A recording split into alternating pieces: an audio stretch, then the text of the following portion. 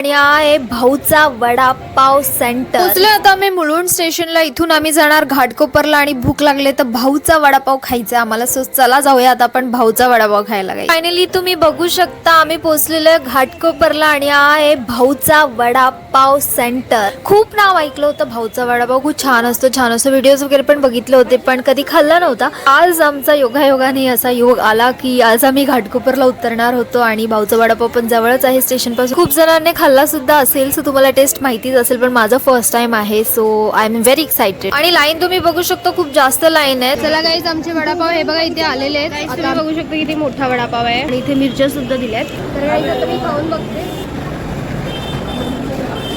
एकदम अशी like normal taste होती आणि फक्त एवढंच असतं की त्याचा पाव वगैरे मोठा असतो, वडा पण थोडा मोठा असतो. त्याच्या आतमध्ये ते लोक असं चटणी आणि कांदा वगैरे असं टाकून देतात. पण ज्यांना आवडतात त्यांना आवडत असेल पण मला एवढा काही खास नाही वाटत.